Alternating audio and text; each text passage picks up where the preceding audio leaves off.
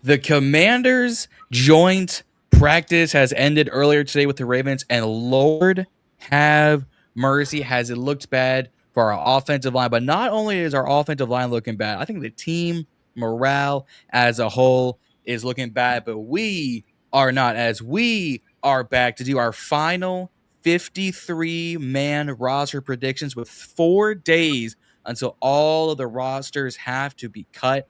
Figured it was time to do it right and kind of review what we thought was going to happen and what we now know could happen. But I got Andrew, I got Nick. Y'all see what time it is. Let's rock and roll.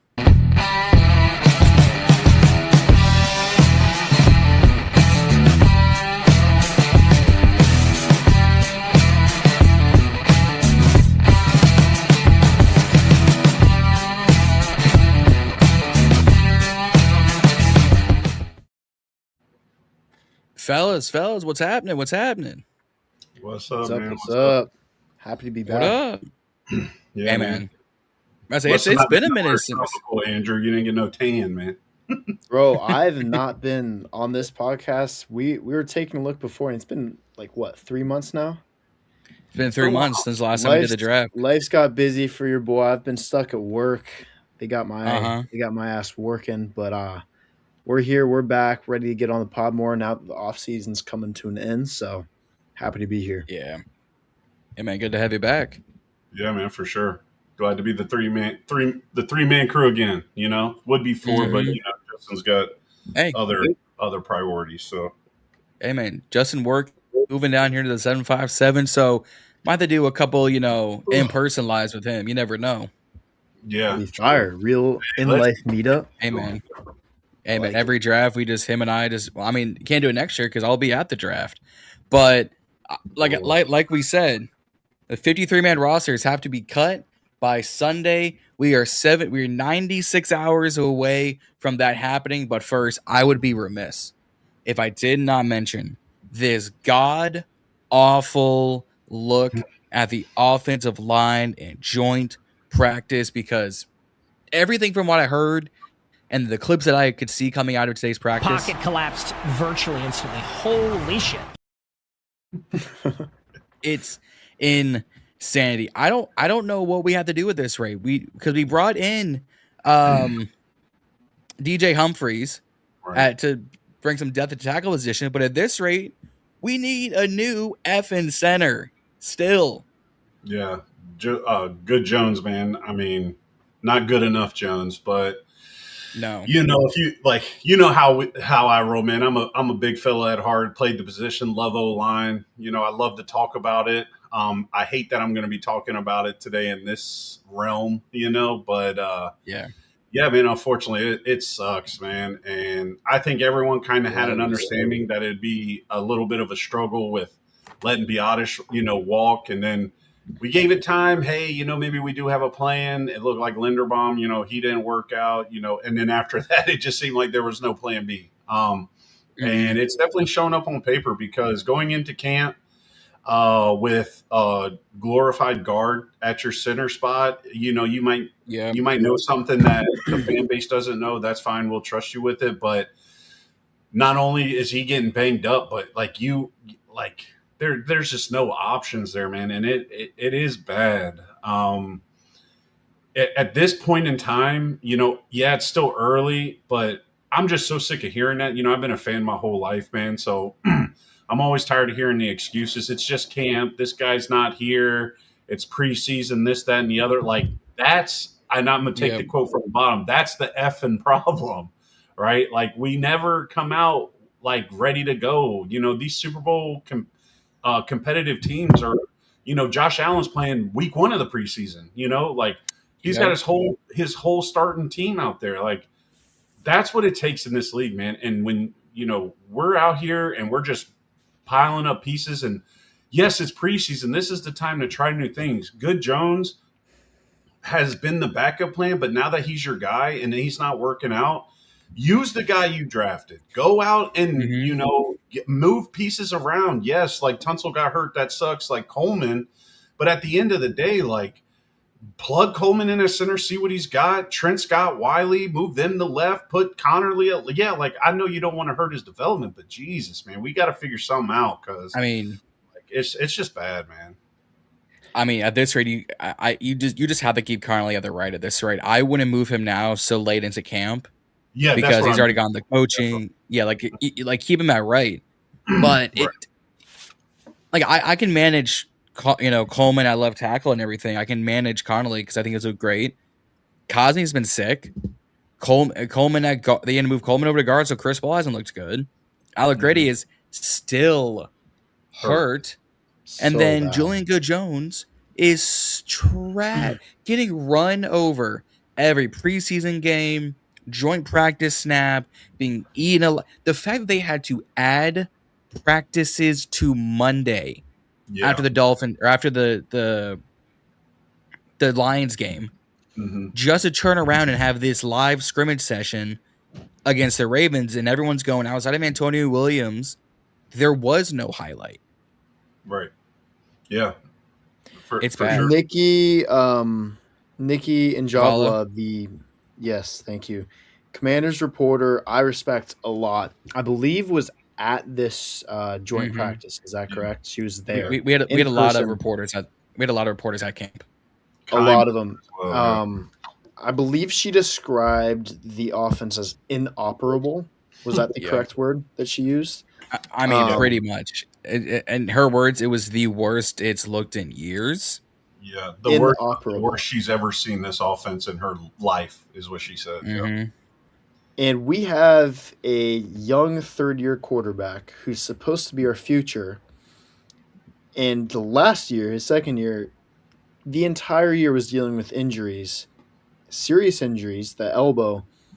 I'm scared for him. I mean, if this is how our O-line is going to shape up for the season, if it's going to be a bottom 3 unit in the league, if it's going to be the worst in the league, he's going to get hurt again. Let's be honest. He's not big and strong enough to endure this pressure all season long. Right.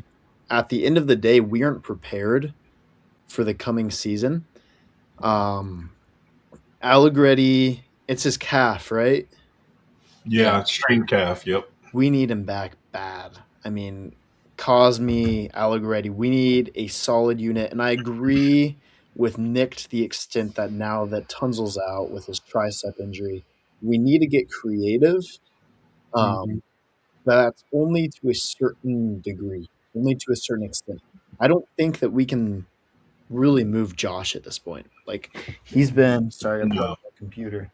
Yeah, this late, you're exactly right. You know, when you're in camp, that's when it's time to try things out. You know what I'm saying? That's that's every position too. You got a corner wants to play safety. Safety played linebacker. DN played linebacker. Whatever. Like that's your time to move around when it's guys running around with shorts on. You know, so guys, the season's almost here.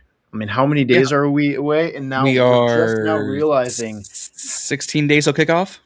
We're 16 days till kickoff, and we're just now fully realizing how cooked we are. To start the season with this offensive line squad.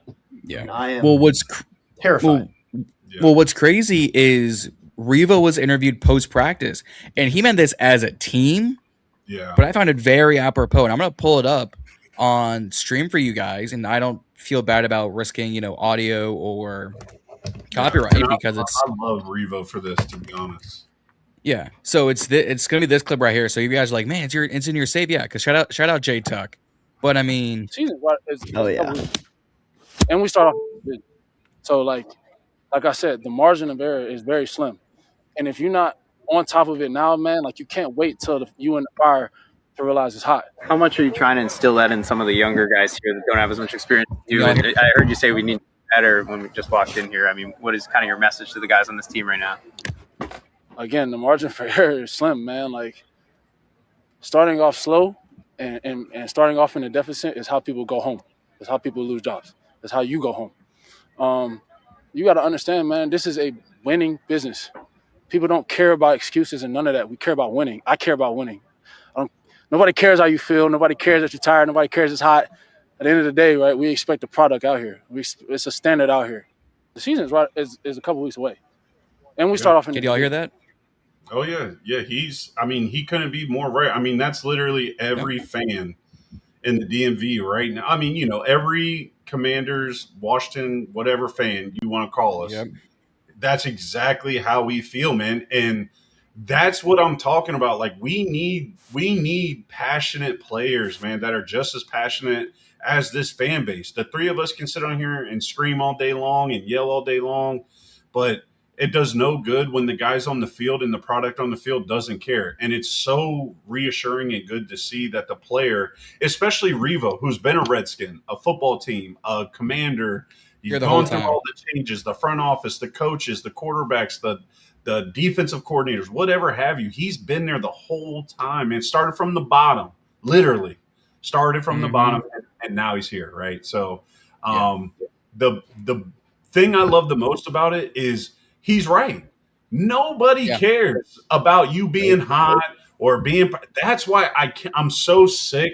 Like I got family members, friends that I talk to about the Skins and the team daily, and I am constantly in a battle with them about the preseason and the camp, and it matters, man. It matters. Like Pat Mahomes has played every damn preseason game except for this year, coming off a torn ACL, and he's got a few Super Bowl rings. I think only a few, though. Only a few. So what do they know, right? Andy Reid, who's been in the big game, plays his guys. Josh Allen, the three of us can be up here sitting right here. If you don't think he's one, he ain't worse than two.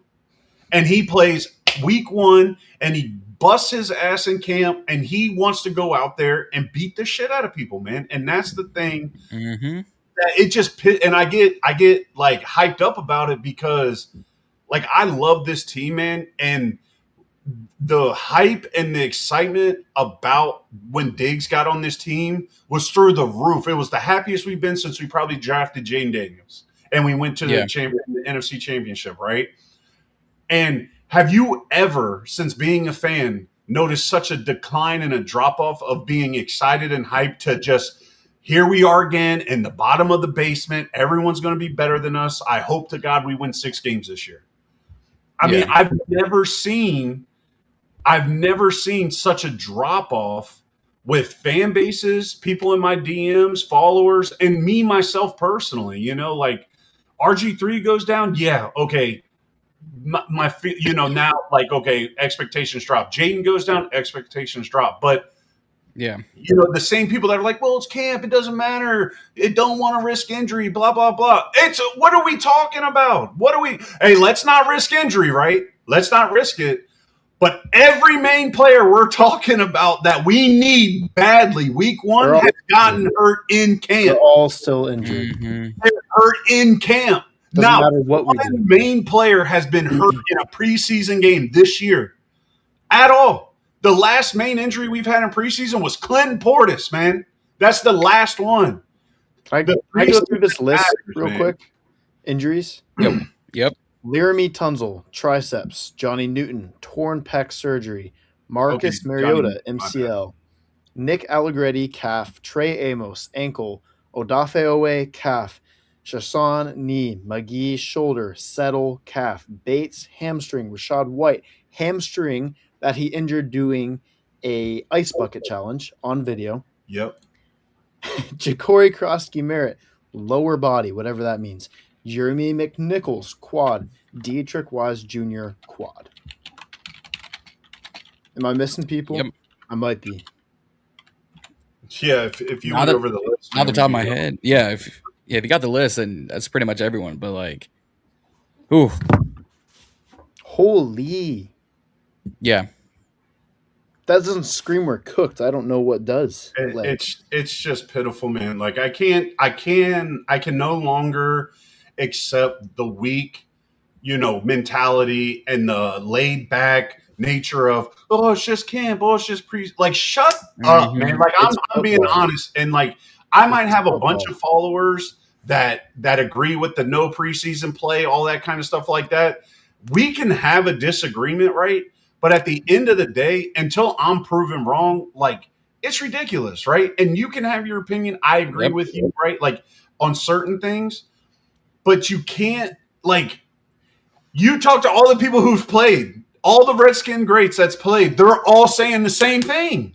We They're want all our saying team the same thing. pumped up and ready to start the season. Yeah. I want them to have playing time. Yeah. Yeah. I mean, I listen to B. Mitch every day. Every single day I listen to B. Mitch and Finley. Every day.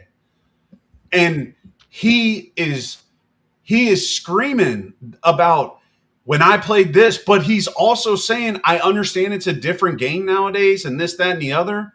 But at the end of the day, like Andrew just said, it's football, man. It's football. You know what I'm saying? Both. Yeah, you can't do that kind of stuff. And that goes with anything. You know what I'm saying? Like, you could be the strongest guy in the world in your early 20s, prime of your career, you know, as a damn landscaper. But you take the winter off and you go to unload that damn, you know, zero turn out the back of the trailer and don't use your legs, your back's going to hurt in the morning. You know what I'm saying? Like, it doesn't matter what you do. Like, you've got to do your craft and work on your craft, or this is what happens. And, well, it's the next man up mentality. And it's so funny. It's so funny that now that it is the next man up and we're seeing that they suck, they've totally forgotten about that's what they used to say. Now they moved on to, well, you know, well, Cosme wasn't there. What'd you expect? What are we talking about? He's sick. Like, let's talk about all the other guys who were hurt in camp. And I do take it back because Andrew, you did prove me wrong. Johnny Newton did get hurt in preseason. But he looked like buns, to be honest with you. You know, I don't think he's looked better than Ricky Barber or Shy Tuttle, to be completely honest with you. But is it crazy to say he's a bust? I had him on my stock down list after the Miami game, and he would have been on it this week after the Lions game if he would have played, because he hasn't done anything in camp. People thought he was going to, you know, jump off the screen in the 3-4, which I think was crazy because I think the 4-3 suited him best because he had an additional interior lineman that could help take the pressure off of him because no one's worried about double teaming him, right? But you put him in a 3-4 DN, like, and he's all by himself with a skinnier guy on the outside. Like, and exactly what was happening is what happened. Like, he's not strong enough to compete in a 3-4 DN against guards and tackles, and he's not powerful enough to, you know what I'm saying, to break through a double team or to not allow linemen to climb up to the second level. So a 3-4 I've always hated, truthfully. You know, when I played O-line, every time we played a 3-4, we ran for 250 yards a game. I mean, it's just the easiest. All you got to do is run the ball. All you got to do is you have a running back that doesn't fumble, you'll never – you can't be stopped. You literally can't. So, It's just very sad to me, man, because, you know, we start with O-line, now we're carrying over D-line, and it's just an overall, I think, just horrible management product that we have put on this field. And I'm very, very disappointed in the product that I've been watching these past couple of weeks, man. I mean, I can't put it more simpler than that, truthfully. So on the same page. And I'm gonna go back to the offensive line because Bruce is right in the comment section so far. And if you're watching, hit us in the comments, like, share, subscribe, the whole nine. We're on the road to 1,500 subscribers at 1415. So we need 85 y'all to get us to 1,500 and so on and so forth. But like, share, subscribe, going to support us, super chats, the whole nine. But Bruce is right. We need to get this offensive line and get reps together. And when Connolly came out and said, like, we don't have the chemistry, DJ just got here and we saw what happened in practice. Julia Jones has been here the whole time and is still in the last 2 trash. Seasons. He's been here 3 years. Still been bad. Yeah. Like they don't have when Connolly says they don't have chemistry, he's right. Yeah. He and Tunsil were coming out together. Allegretti started the offseason relatively healthy. Chris Paul came back. He'd already had familiarity with the team. All you were missing was just Coleman at left guard. And then, Allegretti's out. Man, Tunsil went down. Well, now you move Coleman outside. Well, now you put Chris Paul back in. Like, it became a mess. It's still a mess. And there's no plan.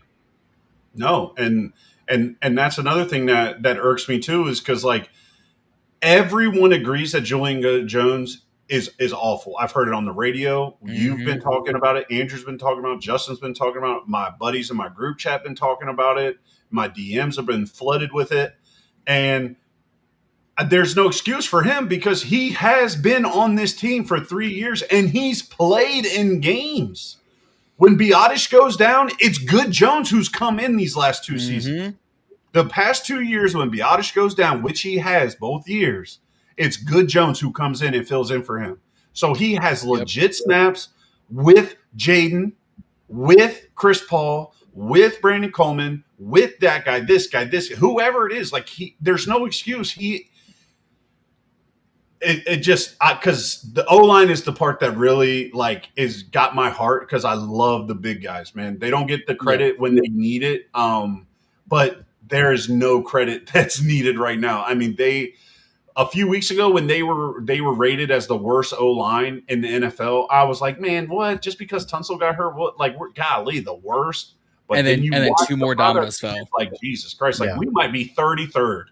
There might be a couple backups coming in the middle of the season on a one team and push us to 33rd. You know what I mean? It's that bad right now. My question is this: it's half rhetorical, half not rhetorical. Yep. How are we on year three with a franchise quarterback, and we have put zero supporting cast around him?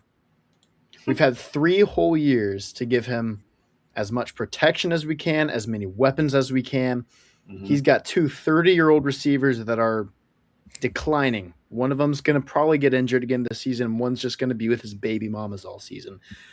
The others are absolute nobodies who's proven nothing. I have hope for Antonio Williams. We don't know. And the O-line has just gotten worse and worse every single season. We're on year 3 of trying to support a franchise quarterback who we haven't had. We haven't had one since RG3. And this is how we're building around him. And it makes me honestly it makes me not even want to follow the team sometimes and like log in and see what's going on. Like I'm just tired of what this is becoming. Yeah. Well, yeah. I mean, it's you're my age. It's even worse, man. Trust me. Yeah. I mean, it's the best tight end room Jaden's had. Shig, Ben, Yankoff, and Bates. Shig and Bates are 2 good tight ends. Yeah. Arguably the best running back room because Eckler played 2 games last year, so mid running backs. And then like Terry and Diggs are over 30. Antonio is an unknown. Luke is still ascending. Jalen Lane is still becoming a true wide receiver. Proven nothing. Traylon Burks is the only one after injured. Those 3. Injured, but I mean is making now the most big plays in camp. None of these guys have ever done anything for us besides Terry. I mean, like all of these fans have all these high aspirations for some of these young guys. Luke McCaffrey. Some people love De'Ami Brown. I don't know why. Jalen Lane's going to be some superstar. They haven't proven anything. Nobody. Yeah, I agree. The Jalen Lane, because I guess he can catch a punt and run forward with it, somehow makes him, a lot. Congrats. He is a lot. Like, don't get me wrong, because we did draft him, but I mean, I agree with you, man. It's just, year 3. It kills me, year man. 3. Like year 3. You got to put the pieces around your guy, and all we're doing is we're just wasting it. And when we have to sign him to a 5th-year option, which we will, whether he's wasting his rookie contract or whatever, riddled season with it or injury riddled season, it doesn't matter. We're going to have to pay his ass $40 million to 50 throw to who knows, man. So there goes our money for the rest of the roster. Yeah, and I mean, you're right, and. The rookie years is when we can spend that money from the quarterback on other parts of the roster to support him. As soon as we got to pay him all that money, we'll have no cap space. And that's why extending Terry, like, that's why it was a good move. Just get it done. Extend Terry. Who cares? Like, you don't have to pay your quarterback for 5 more years. Like, just pay his ass money. He's a lifelong Redskin. He's been here forever, gone through all the bullshit. Pay the man his money, and let's move on. And then Then they realized how bad they did with that. So then they paid Tunsil out the ass, and then no fault of his own. But then the highest paid left tackle in the NFL blows his triceps out to the guy you paid the most money to as a free agent, and then he gets hurt. So now all your money that you were so concerned about and didn't want to spend and all that shit, you put it on two players that now got hurt. And now the two worst parts of the entire team are the two positions that you paid the most money to. So that's why we're out here and we're signing all these random ass interior linemen, and we're signing all these random ass interior D linemen every day of the week, man. And like the like for like cuts and signings, like I feel like I'm, I feel like I'm playing fantasy football all over again. It's like people are trading left tackles for fucking left tackles. You know what I'm saying? Like, it's like, what are we doing, man? Like, I understand that, we're in a predicament right now where obviously everyone on the free agent on the block isn't going to be, game changing, win you 3-4 games. Like, there's no Christian McCaffreys or Jackson Smith. I'm not even asking for that at this point, though. You know what I'm saying? But at the end of the day, like, I'll say this, right? I actually heard, because coming into free agency, Lloyd Cushenberry was one of my, Linderbaum, and then it was Cushenberry. It was It was right after that. I love Cushenberry coming out of college, and he did good in Tennessee. Tennessee just sucks. Like, they didn't have anything going for him. You know what I'm saying? And they needed more offensive actual weapons, so they couldn't keep paying O-linemen. But he's the backup in Buffalo right now.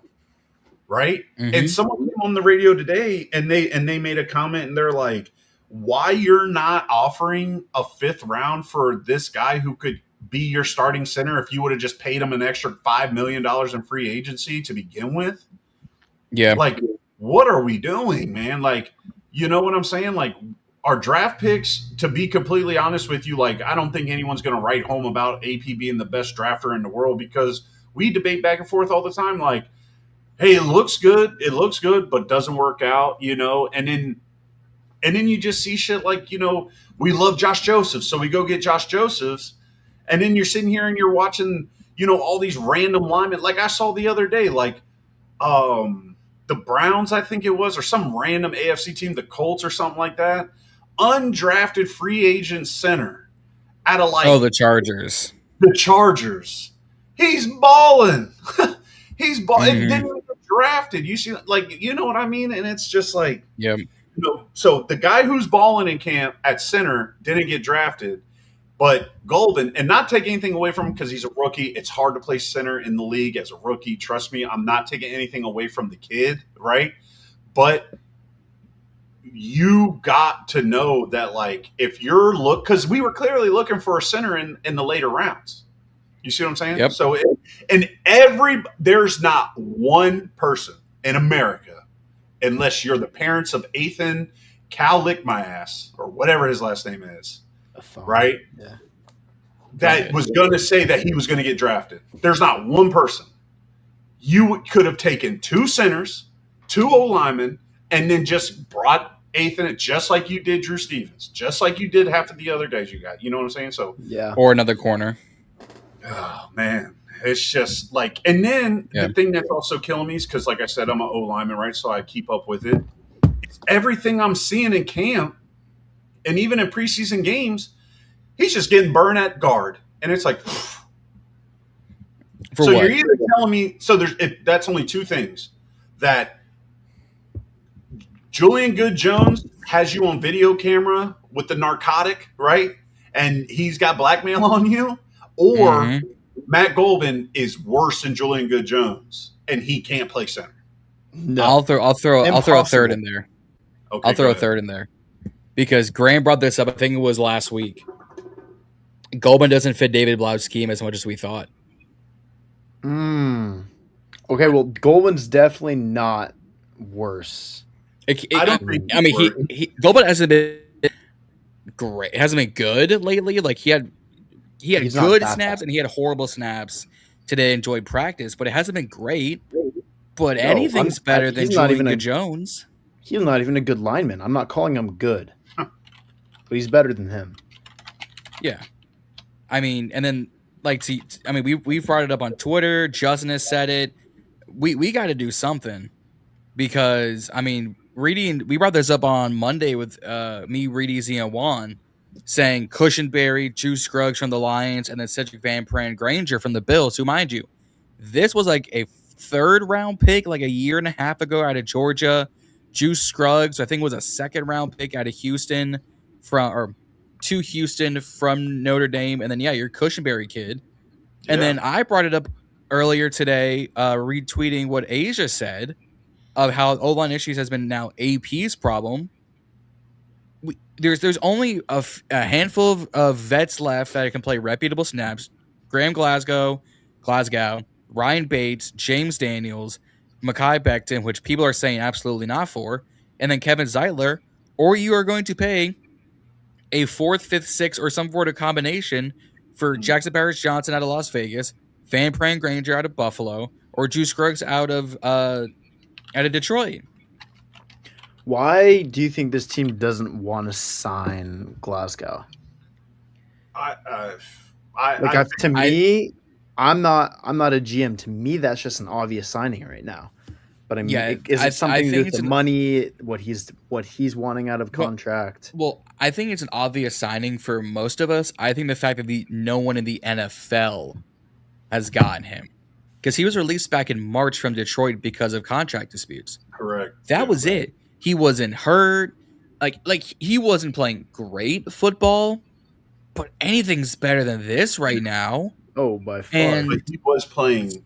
At least he was playing the sport of football. So yeah, he was playing the sport. And I mean, was he aging? Yeah. Was it top 20 center play? No. But we don't have top 30 center play right now. I would beg to differ. Someone saying we have the worst center position in the league. Cleveland has it better. Miami paid Aaron Brewer, who's a top 10 center. He has it better. The Jets have it better. The Giants have it better. I think we have, and kills me because Goldman was my guy in the draft. I called it perfectly. The 2nd, 6th round pick and all that. Why are we begging for Allegretti to come back like he's this Lord and Savior? And there's only one. That's Jesus Christ. Because he hasn't played many center snaps in the league up to this point. He's played a couple. And to Bruce's point, try Becton at guard. He became a Super Bowl champion at guard in Philadelphia. Went to Los Angeles, the Chargers, that is, and shout out Taylor because she tweeted me and texted me. We don't want any parts of him at guard right now in this stage of his career. So that might be a 50-50 shot. But it's what do you have to lose at this rate for a 5th round pick? Diame in a 5th. Everyone wants to trade Luke. Fine, Luke in a 6th right now. Send him to Las Vegas for JPJ. Send him in a 6th for Van Pranger. Send Diame in a 7th or Diame in a 6th for Van Pranger or Van Pran or Scruggs. You have to get someone young enough and healthy enough to do all that, because frankly, Allegretti is a much better guard who can then take over for Chris Paul. And then you still keep Coleman at tackle until Laramie Tunsil comes back. And I know we're ranting about the offensive line, and this is supposed to be the 53-man roster predictions. We'll get to that here in a minute. Laramie should be on IR. Everyone's saying 3-4 months. 3-4 months from now is January football. It's playoff football. Yeah, season was a wrap at that point. The two most important positions on the offensive line: left tackle, protect the blind side; center. Yep. Center. We're cooked at both of those right now. Yeah. Center's a tough spot, man. I couldn't do it. I tried it, couldn't do it. Just too much going on. Your brain's constantly moving. You got to think. You got to do this. You can't just go hit somebody, or go protect a guy, right? Whatever your instincts are. But the biggest thing with and I am definitely not trying to back Good Jones when I say this, or try and make an excuse for him. But having Chris Paul to your left, it doesn't make anybody look good. like at all. Like a center's got to call out a play, and especially in run blocking when the center's got to snap it, make sure the snap's good, and then he's already getting beat off the ball because he's got to snap while everyone else is firing off, and he has no push from the left side. So now everything you're trying to do is to the right side, and then you've got Cosme out. You don't want to play your starters. Connerly has had his ups and downs. Like JP Finley, but it's still the most consistent. Yeah, he might just be a gamer.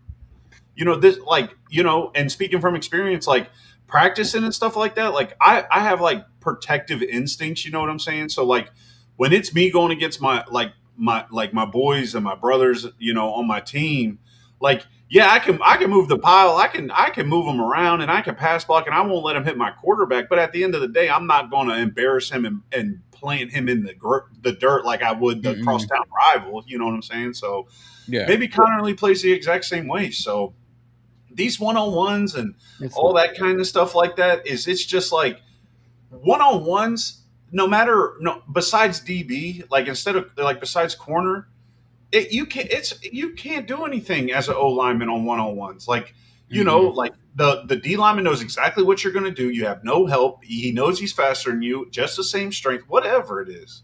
Like, but when the defensive lineman's got something to think about, like, oh shit, like what are they going to do here, whatever, it gives the O lineman a little bit of help. But when you don't have that guy to your left to help you out, like you're already at a disadvantage, man. And then now the defense is going to just be like, okay, well, don't let him run to the right side. Like the Detroit game, they ran that formation with the nose head up on the center and the D tackle in the end, like on like a wide 9, and they left the DN out there on Coleman. Because they're like, what are they going to – like, Chris Paul's going to pass block us. We know that. Like, we know not to mess with Chris Paul when they pass it. Like, we're not stupid. But it's a running down. It's a running situation. Let's just take away the entire side of the field because whether it's a safety coming down or a linebacker blitzing and hitting Chris Paul, he's going to get annihilated, man. And that takes the play. There goes the play. I mean, perfect example was play 1 and 2 from the Lions where Jaden literally looked like he needed to put his diaper on after that because he probably, pissed down his leg. Like, second play of the game. Second play of the game gets sacked for a 3rd and 20, and then they ran a draw play to set the punt. We've all seen bad tackle play and can stomach bad tackle play of like, okay, these guys are just better than our tackles. Cool. When your guard and center get blown up past protection number 1, and the pressure is immediate, the quarterback, what is Jaden supposed to do?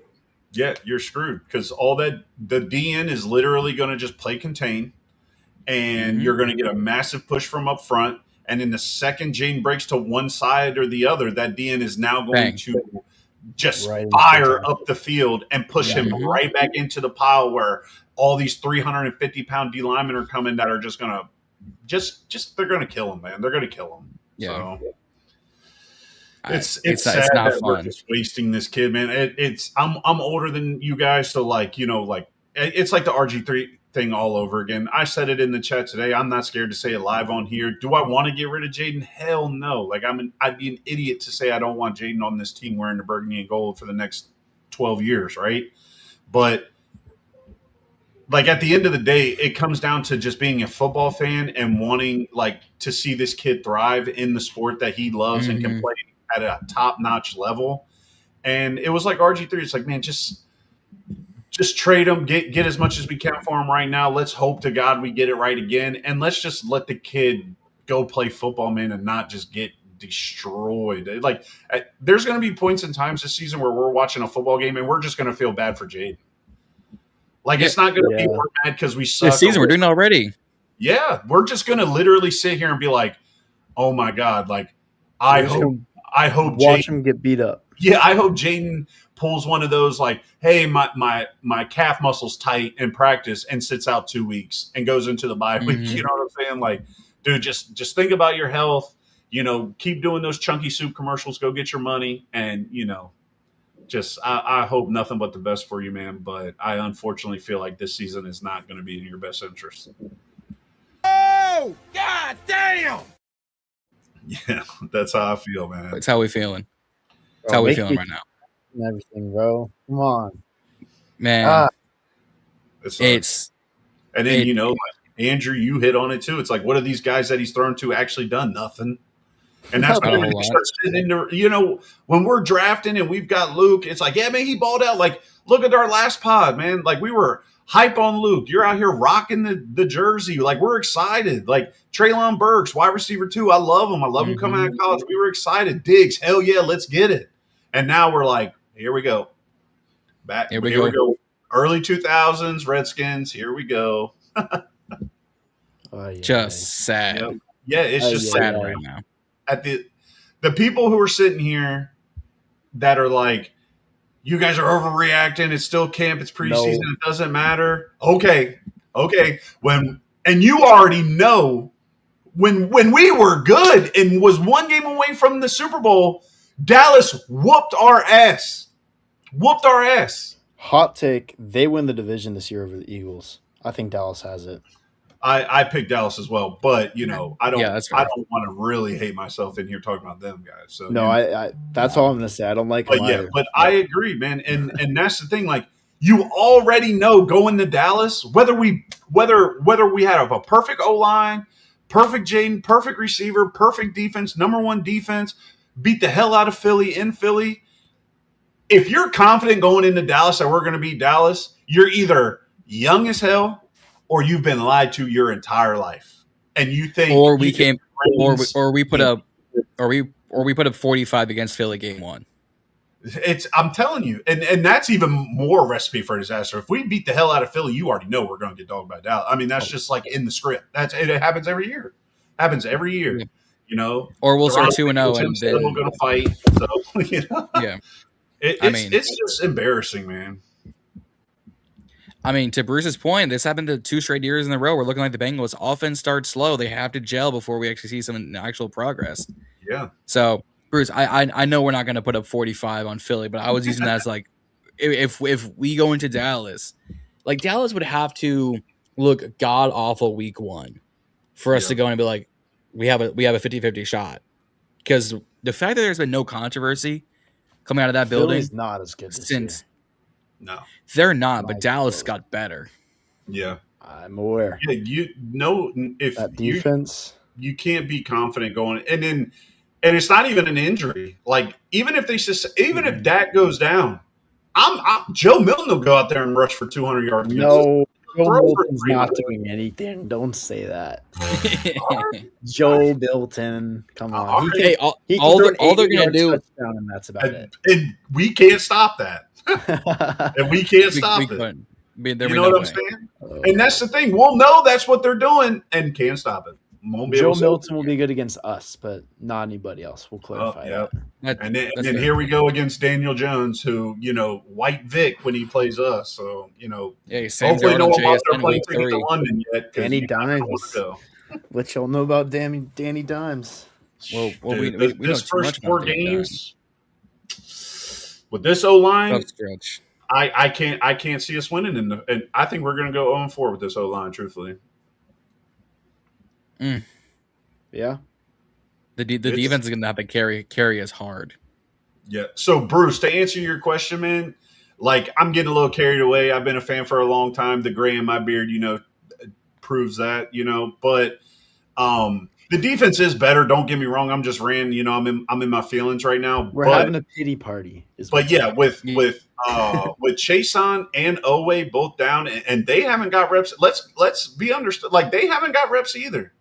They have not gotten reps either. And Settle and Payne have not played 1 second. 1 second. Settle's also injured too. Settle's been banged up. Duran, is it vet? Is it getting traded? Is he hurt? What is it? Who knows? A contract year, everyone else is getting hurt. You're holding him back. I don't know what it is, but you've got to think, man, like, our starting 4, like, well, obviously not starting 4 because it's a 3-4, but you know what I'm saying? Like, our front 7, 4 out of our front 7 haven't played a snap, have not played a snap. Nope. And you've even got NFL media out here trying to say that Sonny Styles is already a bust. just because of how they're on our shitty we look. We look so bad that when it's not his mess up, it looks like he isn't good. Like I've seen it. I've seen their point of view that, it looks like he can't get off blocks. It looks like he doesn't know this, that, and the other. But if you really know football, you understand the tape was not as bad as people are making it to be. Yeah, but the media is exaggerating that. Yeah, Luvu is trade his ass for Lloyd Cushenberry and a microwave. Get his ass out of here. Well, speaking of get them out of there. Let's just go. Let's finally get into this 53-man talk. Oh yeah, because I was like we eventually got to talk about this 53, or else I got to change the thumbnail while we're live. I'm pulling up our handy dandy Google spreadsheet. I would use predict the 53, but I haven't. Which is what a lot of people have been using. I just haven't used it yet, so I don't want us to be weird. So at the very least, we can also spread out all of the the members. I already have down here who's already injured, who's already been on IR and released, who's already been straight up released, Jerome Ford and Will Harris. So I didn't put Malik Spencer down here because I refuse to believe that he doesn't come back to this roster somehow. But I mean, I think the first couple of positions I think the quarterback position alone is made up. Jaden, Marcus, Ethan. Yeah. Hartman's not making it. Well, if I could give us a little hot take to go ahead and get us going. Already. Ethan should be our number 2, and Marcus either needs to find a spot on the bench for emergencies or use him for some trade bait to get anything in here. And that's not even as hot after his last preseason. That's really not. I mean, Ethan literally was just rated the best quarterback in preseason. So in the first 2 weeks. So he's young. He's a kid, and he hasn't ran for 1 yard. So he's a completely different quarterback than Jaden and Marcus, and all that hype around getting Marcus is because he's just like Jaden. It's going to be so easy with the system to plug and play. But he works. I don't care. Marcus has never been Jaden. He has never been Jaden. Just because he has decided to run a few times here and there. He's never been Jaden ever. Jaden is closer to, for a backup quarterback, Tyrod. You could lose Tyrod. Like well, Justin Fields can't throw. Justin Fields can throw. I was gonna say if you're gonna use his leg speed ability and the fact that he can throw the ball really well, the closest comp you could make to Jaden would be Cam Newton. Yeah, because Jaden's a better thrower than RG3. Yeah, but people sleep. I mean, I'm not going to get carried away with this, but RG3, I've had his back forever, and he's a self-centered, ass, but he could sling that rock, and people don't give him enough credit. No, he definitely could sling the rock, but the fact that Rob's come out and be like, no, Jaden was just a better, Jaden's a more natural thrower of the ball. Oh yeah, it's more effortless. Yeah, I agree. Yeah, where I think Rob played some baseball to help him with the mechanics. Because his throw motion was great. I mean, but they both can place it. What I'm saying. They both can throw, but I do it. I do for know sure. Yeah, it was I felt like RG3 was going to have back spasms after just completing a pass. Where Jaden just looks like he's in a lounge chair, just throwing it behind his back. So, hey man, some people got it better than others. And to be honest with you, with how bad our O-line is, how our D-line is, how bad, our whatever you want to say, our pass rush, our pass coverage, our whatever, our run stopping, whatever. We're 2 weeks ago, we were like, do we keep 8 wide receivers? That's why I think, we're going to keep 3 quarterbacks, but for the better of the team, you keep 2 quarterbacks, you just go about it. You go about it. If you need a third one, then go get a third one when you need it. But there's no point in having 3 damn quarterbacks on this team right now with the much as we need it. Golly. I feel like we haven't even drafted yet. We need so much. No, I think they'll keep 3 just the way that rosters work. I don't see a lot of teams only keeping 2 unless it's like it's Mahomes and then like a backup, or it's like Joe Burrow and Flacco. I think they'll keep 3 just because they know something might go wrong. We played Josh Johnson for like 3 games this season. That man was QB4. So I think they keep 3. I agree they should really only keep 2, but I do think they'll keep 3. If we're gonna keep this like we kept our initial reaction or initial prediction, it's like they're keeping 3. Yeah, they're definitely keeping 3. But if we're gonna keep the 3 per this, podcast, like I would feel better if it was Ethan at 2, because he's just sure. I mean, he's truthfully been the best quarterback. So I think a lot of fans are behind that now. AKA 16. The what was the locked? What was the nickname he wanted? Was it the Greek bomber or the Greek gun or something he wanted? That was his nickname. Oh, I didn't even hear about that.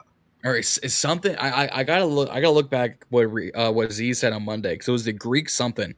I saw someone say the Greek gun, and I liked it. Or no, the Greek rifle is what it was. The Greek rifle. Ooh. Yeah, because the AK that works. AK, yeah. The Greek AK, that's solid. The Greek AK, I can work with that. I do have to shout out my cousin who came up with the cow licking my ass. So I got to give him. Hey, go ahead. Hey yo, I got to give it up to him. He's one of the few that actually listen to my podcast. So listen to it. So I don't know if that's quite a violation. I'm gonna let you live on that one, but yeah, it was what he said. It was what he said. It wasn't. I didn't come up with it. I'm just giving him his props. All right, fair enough. Yeah. Running back, this is gonna be the fun part, because I think we can guarantee 3. It's Shakori, Krosky, Merritt. I always spell his name somehow. Merritt. You could do some Bill. It's Rashad White. It's Katron Allen. Yeah. Now, Injured. Okay. Do we keep Rob Henry on this team to keep 4 running backs? Yes.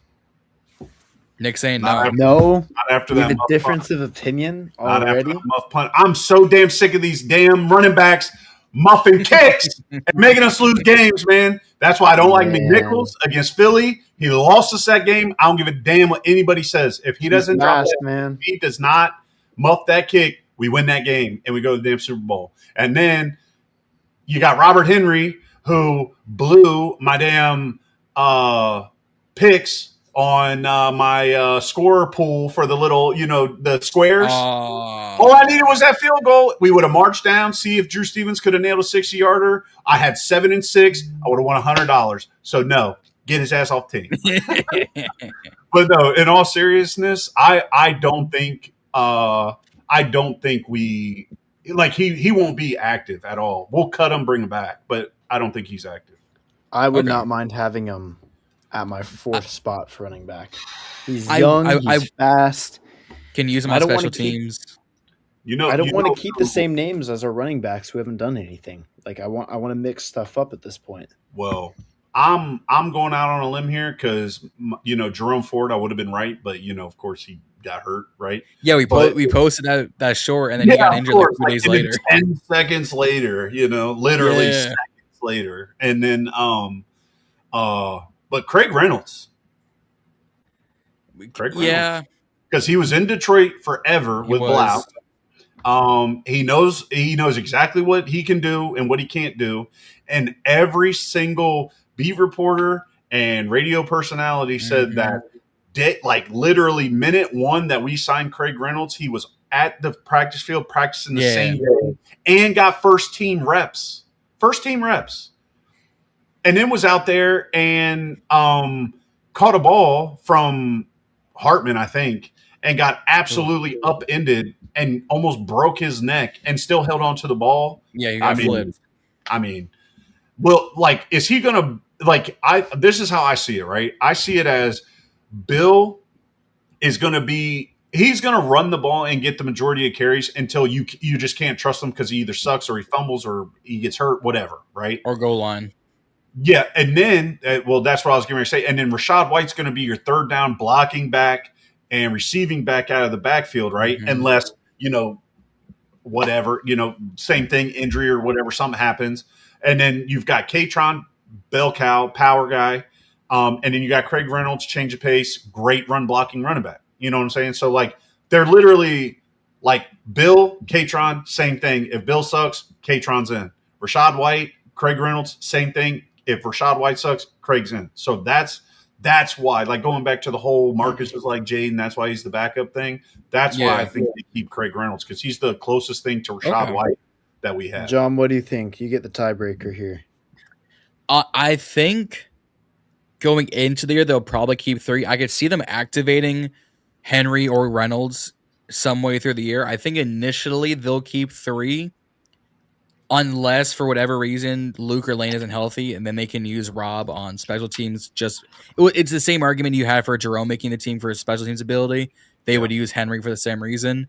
But I think if we're going to go down the same idea of like, okay, it's Jaden, it's AK, it's Marcus, Mario, Ta. It's going to go Bill, Rashad, Katron. If we need a 4th, they'll bring up a 4th.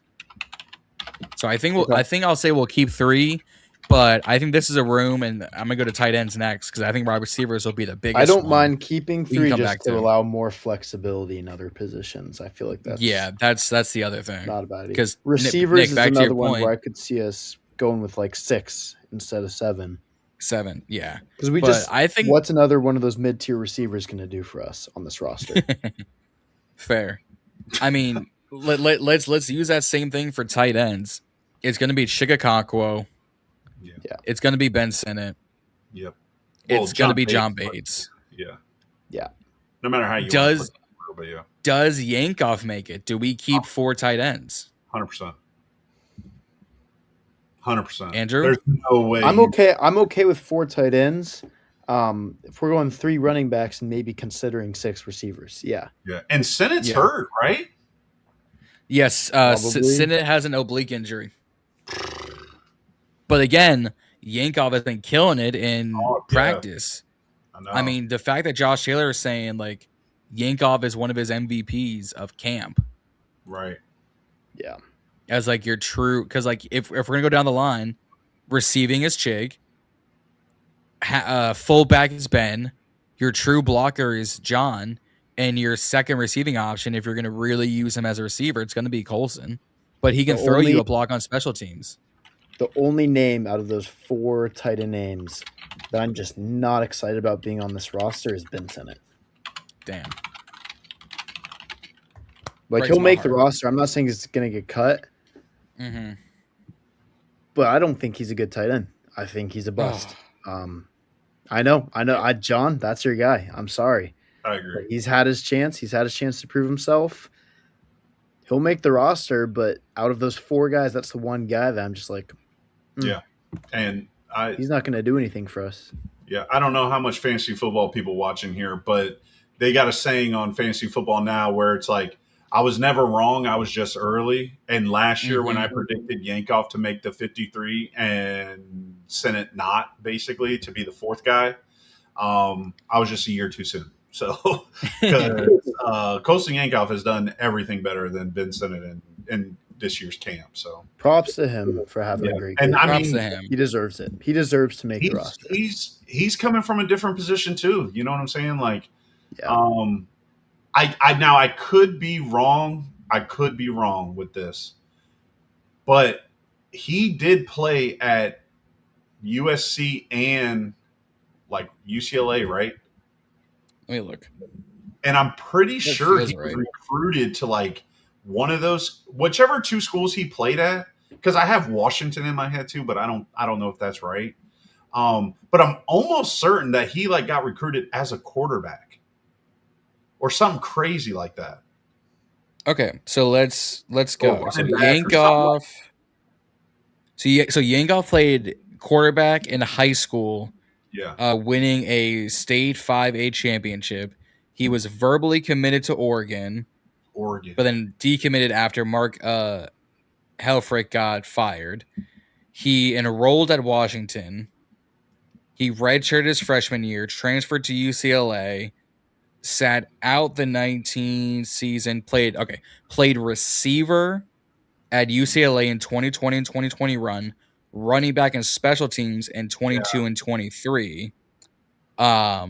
And then went undrafted in 2024. So he went quarterback in high school to Washington, quarterback in high school, Yeah. wide receiver / running back at UCLA for 4 years, then comes here undrafted, and then we converted him to tight end because of his size at 6'4", 225.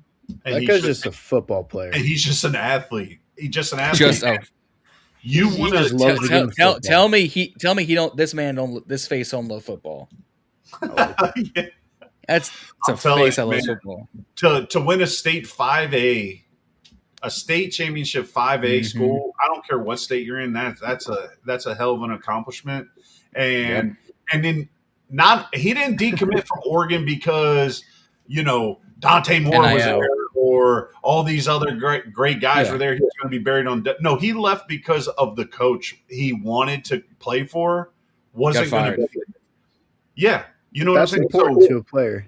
Yeah, and you're getting a full ride to Oregon, and you chose to now go to Washington, which is like the biggest step down you could ever do, And I'm coming from old school Washington, not this new shit where they actually win games, all right? Like I'm talking about old school, like where they sucked, like where Washington and Washington State used to love playing each other, so one of them could at least get one win a year, The Apple Bowl.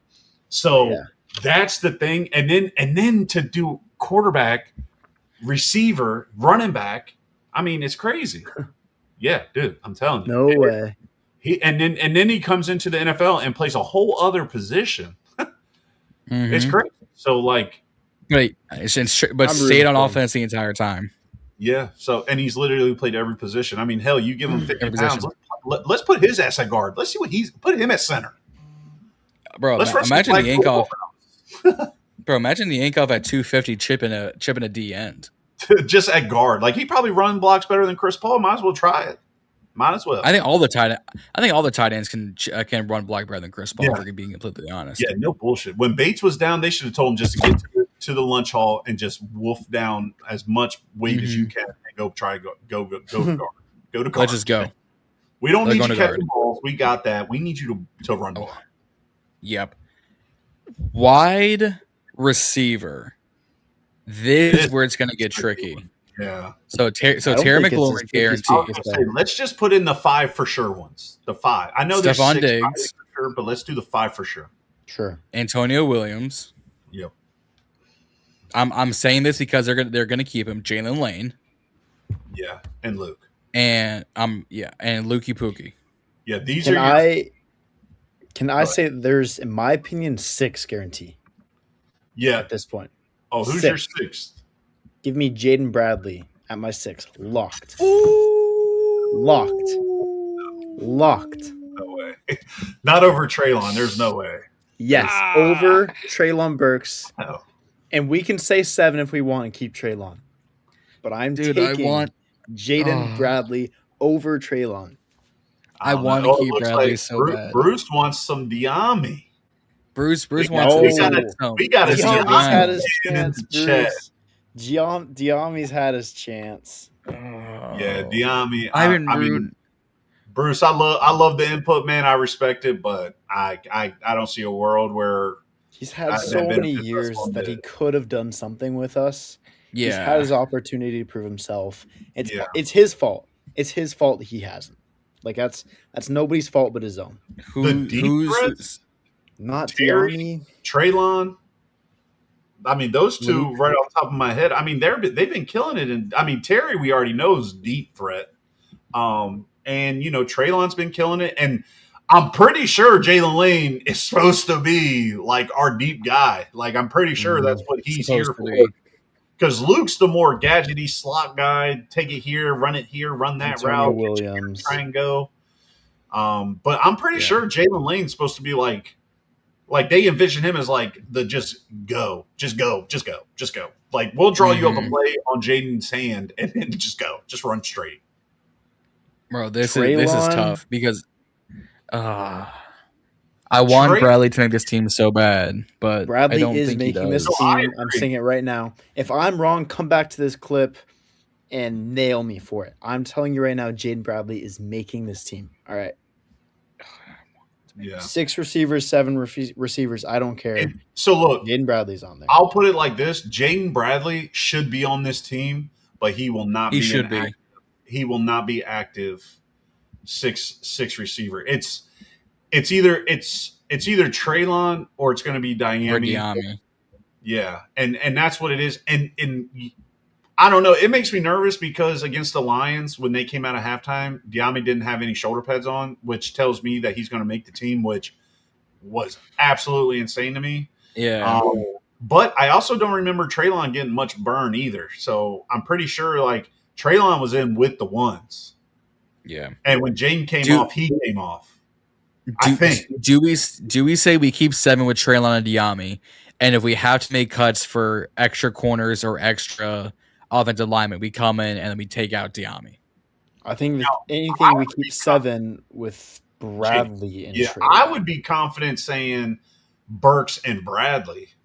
Yes. But I don't think you can put Bradley over both Diami and Burks.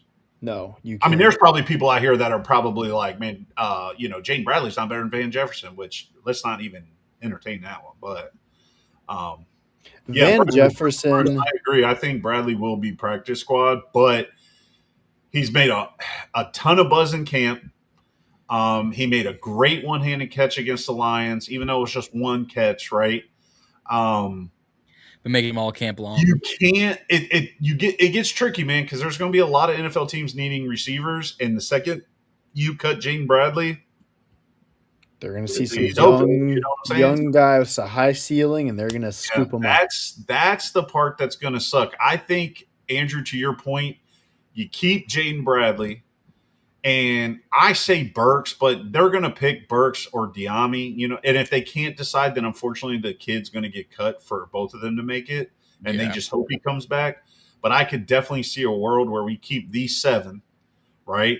Put a more interesting piece out there like the Diami, Van Jeffersons, and then once everybody gets scooped up and all this kind of shit like that, now an O-lineman gets cut, a veteran guard center. Now we cut. There's a cut. Jaden, get him, and then now bring Jaden back to the practice squad. I could see a world where that's possible. I can see that happening. Yeah.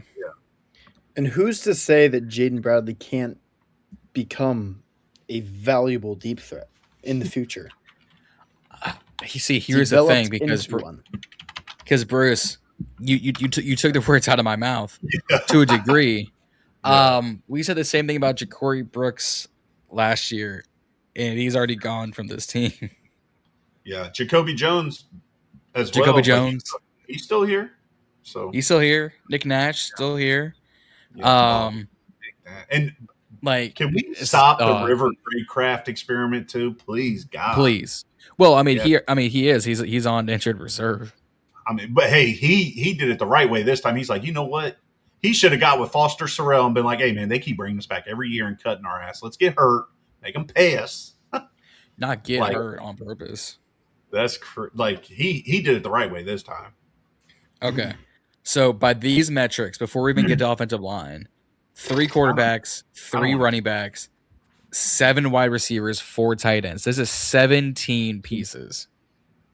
I like it. Offensive line. This is where it's going to get fun. Because we already have some we have guarantees. Matt Golden,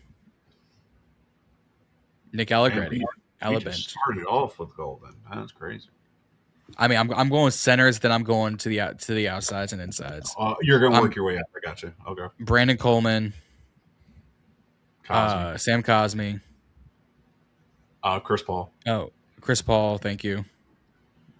And because he's been getting a lot of burn there in preseason, I'd say Trent Scott. Okay. He is guard tackle. Yep. Josh Connolly. Same as Wiley. Let me move Brandon Coleman down here because he's going to play tackle. And you got Wiley. Andrew Wiley. Yep. There we go. So that is 1, 2, 3, 4, 5, 6, 7, 8. And bro from Arizona that we just got, Humphreys. So that was gonna be my question. Do we keep DJ Humphreys over guys like Sharping, guys like Trey Hill if we need another center? the team might really want to keep Julian Good-Jones on the team. That's literally what's in my head is we're keeping DJ Humphries for a fact because the center and guard position are going to be played by Brandon Coleman week 1. I can almost guarantee that. How many people is that right now? Golden, That's 9. Already. 6, 8, 9. So that would be 9. That'd be 26, 9, 12, 15, 19. Yeah, it's 26. 26. Yeah. On offense. So 26, and then you got obviously the 3 special teams. You've got Stevens, Tress, and Ott.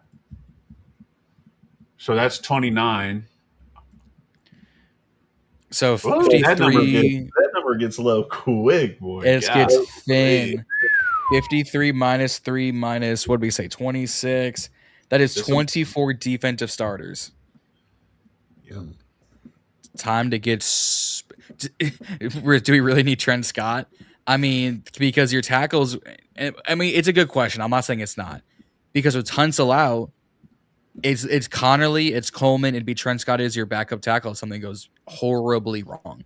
And now DJ Humphries, because that's what 4 tackles, 1, 2, 3, 4, 3 guards, 4 if you include Allegretti, and a center.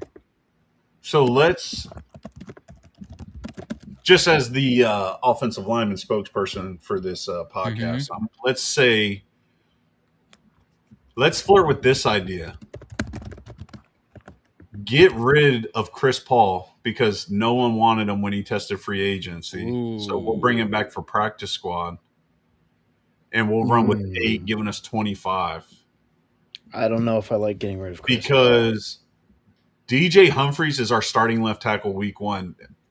What Andrew, what you said about Jaden Bradley not being on here, bring this back up, nail me for it if I'm wrong. If DJ Humphries is not our starting left tackle week 1, I'd be shocked. I don't think you're entirely wrong about that. Brandon Coleman is playing center or guard week 1, 100%. Not center. Not guard, center. Maybe. Not guard, center. yeah. I see the fact that DQ came out today and say that the DJ Humphries was a depth pick and does not threaten Brandon Coleman's position at tackle. A, I took him at his word, and B, I don't disagree because DJ has to get used to this offensive scheme, has to get used to these offensive players, has to get these offensive play calls, and he hasn't played great tackle play in 3 years. No, yeah, I understand that, but his tackle play. This is how you got to look at it, right? His tackle play is better than Chris Paul's guard play and Julian Good-Jones' center play. So you got to take the lesser of 2 evils, right? Yeah. And it's not very hard to be better than Good-Jones. Well, yeah, and then like I said, you've also got Wiley and Trent Scott there too. So you never know, right? But yeah. Shout out to Bruce here in the chat. He knows ball. Bro, shout out to Bruce. He's been the MVP of the chat. Dropping straight facts here. Yeah, after cuts for sure, but it's so hard to predict that right now because we're trying to predict our own cuts and stuff. So I think if we're gonna be going back and forth on someone getting cut off rip to make space for someone, I think it's DJ. Really? I know. Only because they still brought back Chris Paul. And he is your starting left guard. Well, bringing him back was different because that was the camp signing to get your guy in the door. DJ Humphries, if he was signed the same time as like Sharping in them, I think I'd agree with you. But with the timing of this signing, there's some writing in the sand, man. There's a reason that we signed him. Yeah, we'll see. We didn't sign him for nothing. I don't know. Yeah, and Trent Scott. He hasn't played left tackle at all. Like they just keep putting him at guard. They just keep putting him at guard. So I like the 9 that we have here. Like offensive line is the one position where I'm okay going a little extra on. Like if we need to use up more space there, we can use it. So we need all the help we can get there right now. I mean, yeah. I don't see a world in which we just keep 8 with how this unit's looking right now. Yeah, I mean, or we keep an empty open spot, make this 10 offensive linemen, 6 wide receivers. We move Bradley now. I'm this totally okay getting Burks out, not Bradley, and committing that spot to an O lineman. There's no way, man. Burks is injured all the time. But not yet. Shit, he's the only one who's not injured. He's going to be. No, you can't. Nah. But Bradley, I need Bradley on this roster. In all seriousness, besides Colson Yankoff, there's not been a better person in camp than Treylon Burks this year on offense. Okay, I would be fine cutting Luke McCaffrey too. That one's definitely not happening. My wide receiver takes are a little hot. Jalen Lane, I could. I'm not saying it's going to happen. This isn't a prediction. This is just me personally what I would be okay with. Yeah. I would be okay with letting Luke McCaffrey go for an extra O lineman. I mean, I say you get rid of Marcus and give us another lineman. I would get rid of on this list. He went crazy for a few games though when he stepped in. Like he showed some good. Obviously, recently, no. What on this list? Look, Marcus is the weakest. Marcus is the weakest person on this list, but the weakest person in the building is Sam Hartman. Let's be honest here. Yeah, that's why his essay on this list. Sam Hartman can go model for some modeling company. Dove, L'Oreal, make even more money there than he does here. Yeah, he can wear Commander's Field Pass merch and sweat and rock it for me on his page. Go get in front of the camera, bro. You're better off there. The Ballin and Burgundy podcast just merch all over Sam Hartman. Get us some looks. Heck yeah, bro. I'll take that. Thank you, Bruce. All right, listen. Bruce said cut Luke. Keep Diami. Keep Diami and Bradley. Cut what? Okay, Bruce. Cut Luke. Bruce, I'm liking this, Bruce. I want to know why you say Luke over Lane. Why is it Lane? Why do you like Lane over Luke? Look, you get John gonna whip it out. He's going. Well, pause. Hold on a second. He's gonna go get the jersey. We're live. Whoa, wait. Hold on. Turn off your camera. Hey! That's a violation, bro. Oh, man. Oh, Lord. It's late, man. I might need to leave. Hours ago. I'm getting delusional over here. I don't think anybody's going to trade for Luke, though, is the problem, Bruce. Yeah. Like, nobody wants him. You know, before I realized that our season was in the dumps, I had a hot take planned, ready to go, fire it up, that when Christian was out for his little back strain or whatever it was, his tightness, I could definitely see a world where we bring him play with his brother. Here we go. Luke McCaffrey jersey goes crazy. Yeah, it does. I'm wearing it backwards just to piss the people off. The crisscross. What y'all know about that? Go ahead. We keep the 7 wide receivers lane we need to keep. Because Lane's your special teams piece. Cut Luke McCaffrey. Luke's our special teams. Luke is better returning kicks than Lane is. Lane got 2 tutties on it. Well. Yeah. Oh, I've had this whole debate with the fellas on the Burgundy breakdown. I'll keep it as well. So I mean a broken collarbone kind of be doing that too. I mean, if we really want to compare, Chris Moore had the best touchdown catch of the season. So I mean, we can get crazy if you want. Or Treylon might have had that one. Oh yeah, you're right. Against Denver. I was about to say hold the phone. I was like, hold the phone there. Let's move on to defense because we could talk about this receiver core all day, and I know Andrew's like, I'm sick of this receiver talk. Yeah. Before we move on to defense, I might give y'all my best wishes. I got some plans tonight, but it's been good talking ball. Okay, I'm excited to see what y'all come up with. So, yeah, man, go for it. Go crazy. Cook up something good. All right, man. Stay safe. And then there were 2. Then there was 2. Yeah. All right, now get rid of Gene Bradley. No, I'm just kidding. Just get Diami for Bradley right now. No, I'm kidding. I've been no. This is going to be the fun part. Is this defensive line because you have to keep tackles, and I mean, frankly, I feel like the first part of this is easy. It's Charles and Wenhu. Man. And then obviously Payne, Settle. Yeah, so I'd put Deron Payne, Tim Settle. And my guy at the beginning of our whole pod camp series, Ricky Barber. Honestly, yeah. Javon Kinlaw, Ricky Barber. Okay, do we keep guys do we keep a Dietrich Wise or a Dorrance Armstrong? No, I think what's that, 5? That's 5 already off the bat. You gotta have a package, like a rotating package. So you've got to have 6. Is it Tuttle? They love some Tuttle, man. They love. I mean, is it Tuttle? Is it Brian Coward, the guy they just brought in? That's the other name I was thinking too, man. I mean, Armstrong is a defensive end. Coward is a D tackle, but with Jerzon out, I'm saying end of year. And you can use Ricky. I mean, you can use Kinlaw on the kind of the outside run pieces. So maybe it is Coward as like a true D tackle. Because I mean, nothing against him. I think he's made some really good plays too. It's just the buzz, just strictly off buzz and reporting in camp. Tuttle, man, you know, like he's talked about a lot. Yeah. I'd say let's keep Shy Tuttle, and if we have to cut him or we have to cut Bradley to make space for someone else, we come back and make the space. Okay, all right, yeah, that's fine. So that's 6 defensive linemen. We kept 7 last time. We kept Omenahu, Wise, and Armstrong because you could swap out.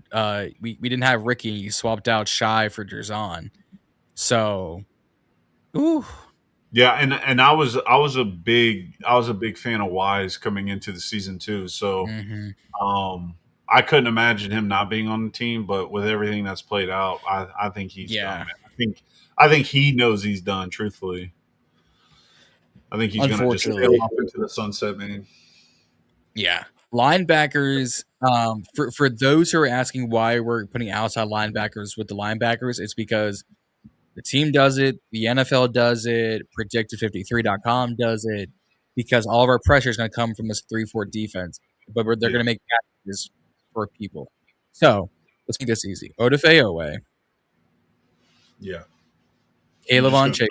Yeah, start with the edge, right? Yeah, okay. Joshua Josephs. That's 3 outside linebackers. Okay.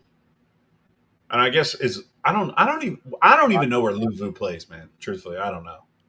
Does Javonte make it? I think Javonte makes it. He's been balling out this preseason. Balling out. Oof. I mean, in every other clip I'm seeing from practice on the defensive line, he's getting good pressure. Oh man, yeah, man. Because we've. Ooh. No, that's way too hard of a take. He'll never make the team. So hold on. So Sonny Styles, Frankie Luvu, Leo Chenal, Jordan McGee. No, God no. Yeah, and Kane Madrano. No way. 1, 2, 3, 4, 5, 6, 8. Not 1, 2, 3, 4, 5, 6. That's 8 linebackers right now. You know who I'd take over Jordan McGee? Well, I mean, you already know that he's not a fan. I'm not a fan of Jordan McGee. Well, Cahill. Well, when you say Kane Madrano, Cahill is who I take over Kane Madrano. Yeah, but Kane's not better though. Yeah, realistically, Jordan McGee's cut and Tyler Owens is going to take that spot 100%. But I think Tyler Owens makes this roster guaranteed. But I think they're going to put him as a linebacker, man.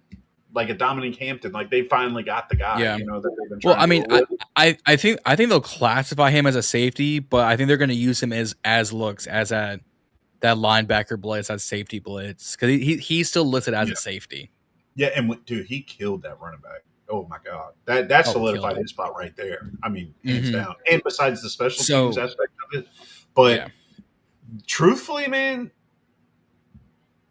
popping off the screen, and he will not make this team, right? This is like what Andrew said. Like, this is not a prediction. It's just what right? Mm-hmm. The dude we got from the international program, like that African dude, number 47 or something, he plays edge. I know him, but I have no idea how to pronounce his name. I'm not even going to try. Man, I gotta look into him. He has been doing good, man. Like he looks good out there. Who is this cat? He's number 47. He was from the international program, and it's an African dude, like with a real like true African name, and I can't even begin to try and. I'm a butcher too, if I'm being completely honest. But let me take a look, because let's see. Go ahead, 40 letters. Let's see. Fred Davis, Antonio Hamilton, Humphreys, Javonte, Josephs, Calic Manis. Oh, is it the TJ Maguiarenga guy, or is it someone different? Yes, yeah, that's it. 47, I think. TJ's been back and forth on this roster a couple times. DN number 59. That might not be it. No, wait, no, I'm pretty sure you. Pretty sure it's TJ something. Because he's been back and forth on this practice squad a bunch. Home dude. Let's see. Yeah, if it's the guy I'm thinking about, Bruce said he kind of flashed against Detroit. Was TJ? Yeah. They won't keep him around. No, I don't either. I don't think so either.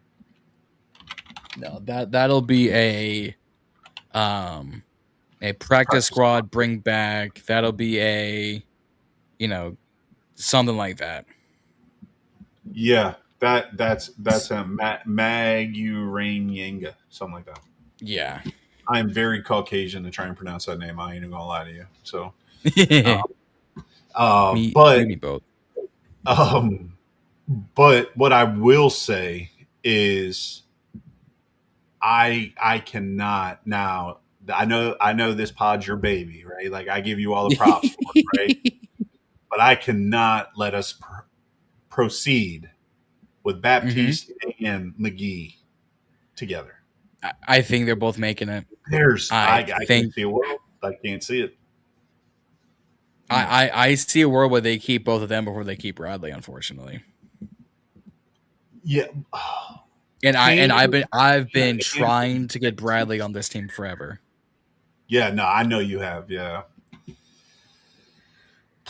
I mean, or we take out Javonte and we throw in Armstrong.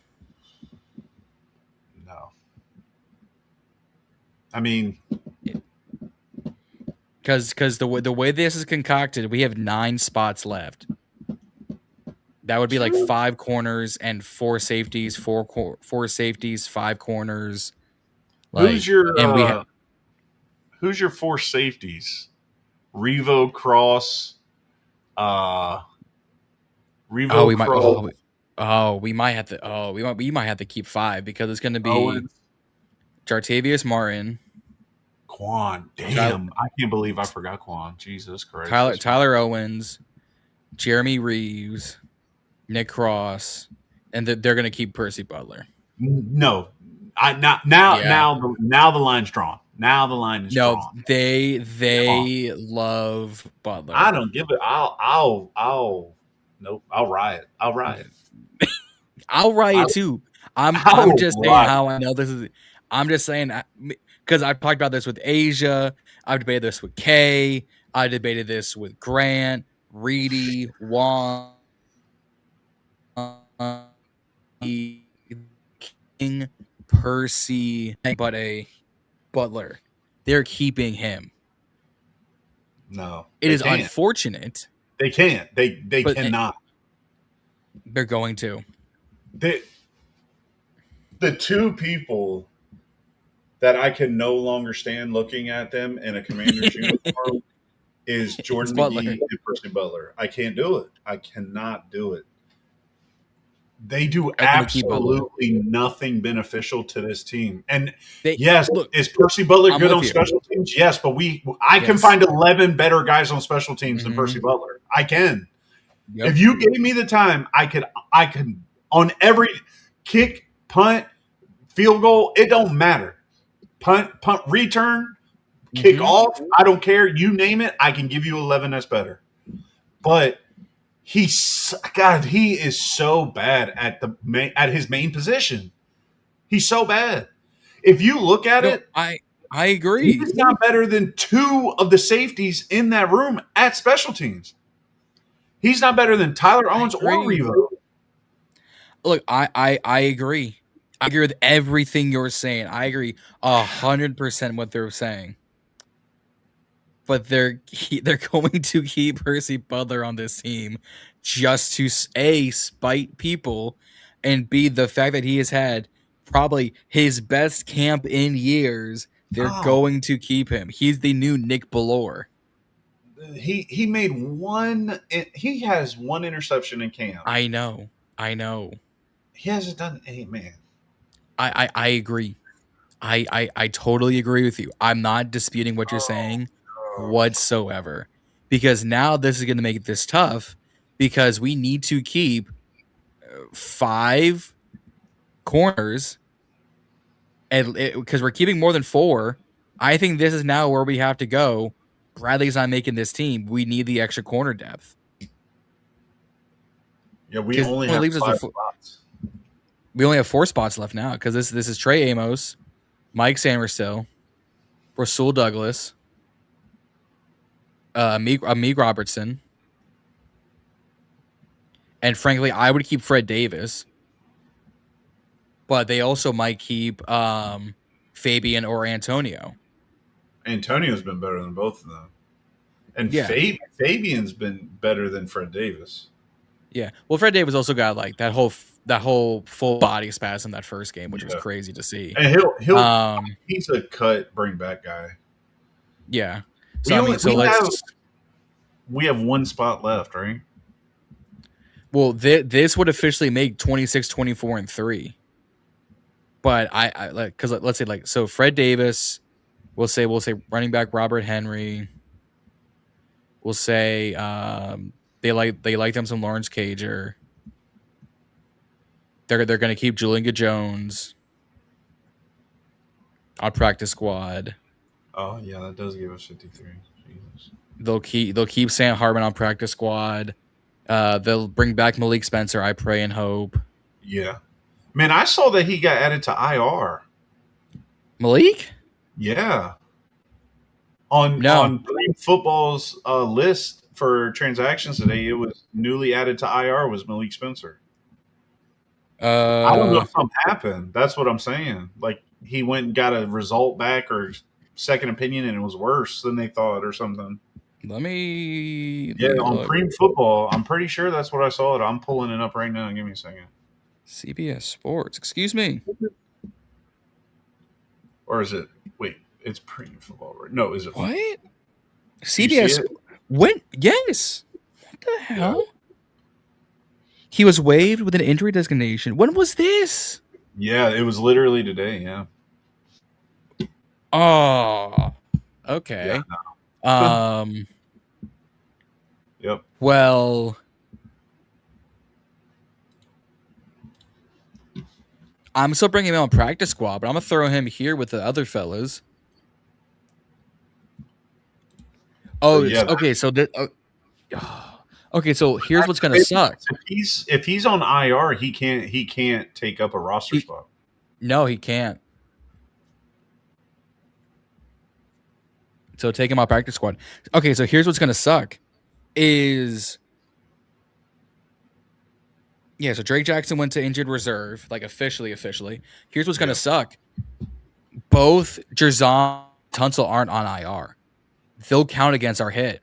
Yeah, you have to wait. Yeah. I was thinking that earlier, but then I was like, well, are they gonna I didn't know if they were going to actually get included on IR before the 53, but I guess not. Right. Because that's where this is going to come in is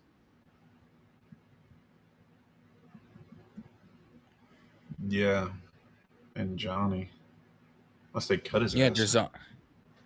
I mean, I would use him in a trade package and get something out of him, but okay, Yeah, so because that's get rid of Tuttle. So get rid of Shy Tuttle. Yeah, for Newton. For Derzon.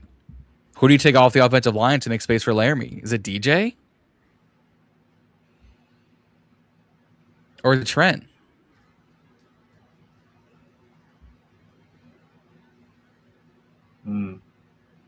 It could be. It might be DJ. Yes, you lean towards D. I can't imagine them getting rid of him. He's played way too many games. And I mean, he has, but he's. Man. I mean, he is, but he's the newest body.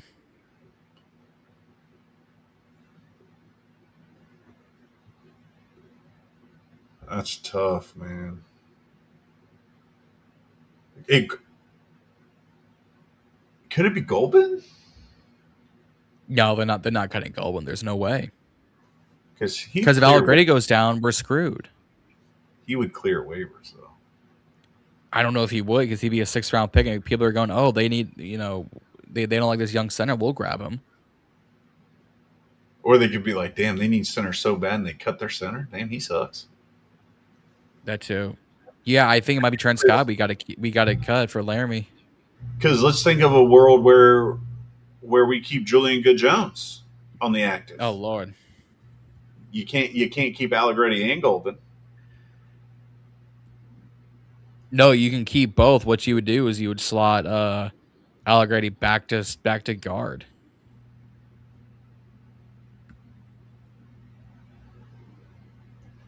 Wow. Man, or we leave the O-line alone.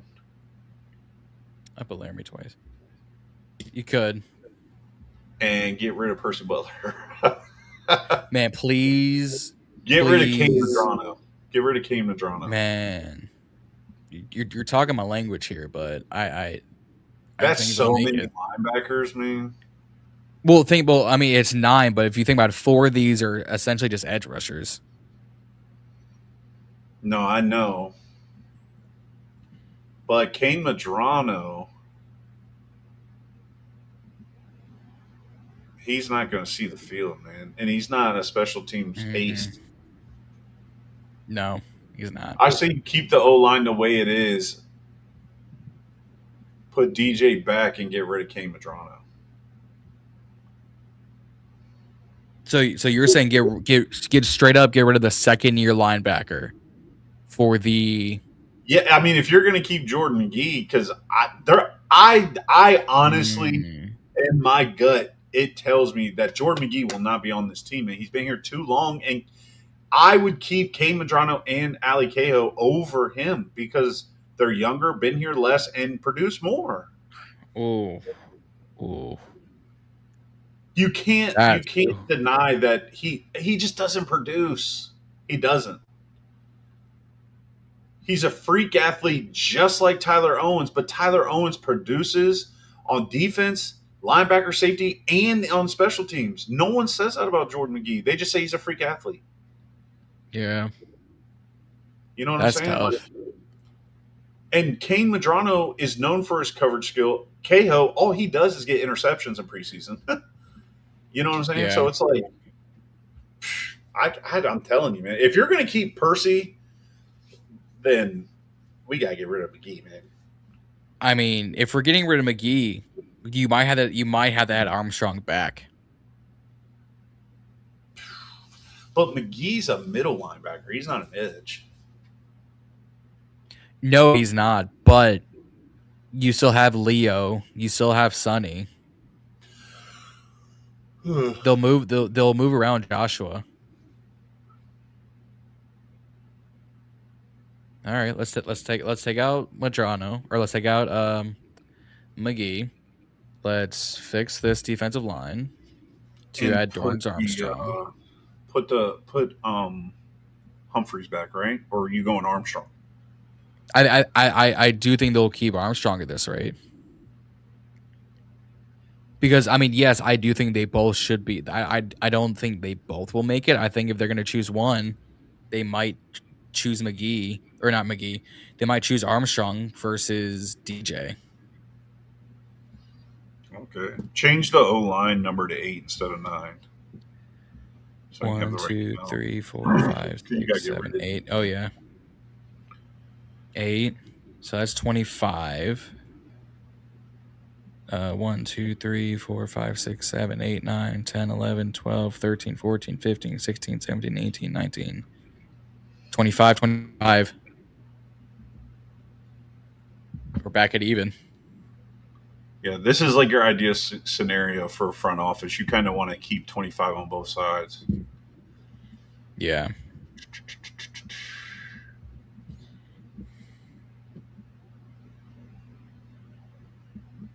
Man, that's tough. 4 corners? There's no way. There's no way. I know we have. You got to get rid of. You've got to keep a 5th, but I mean, at this rate, you're already It would have to be Bradley out of here. That's why I don't know, man. That's why I can't see Percy Butler on the team, because we need the DBs. Hell with him on special team. Man, he sucks. God, he sucks. I don't think I've ever. I think I hate him more than I hate Albert Ainsworth. I mean, I hate Percy Butler. Ooh. If he was a guest on this show, I would talk to him, but I don't like him.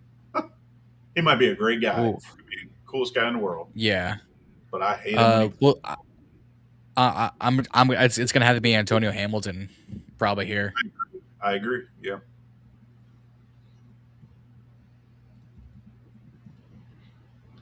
Ooh, and then just a bunch of your practice squad guys. Man, that's tough. And I mean, Javonte Jean-Baptiste might also not make it far enough, but I mean, I think to start out the year they'll keep him.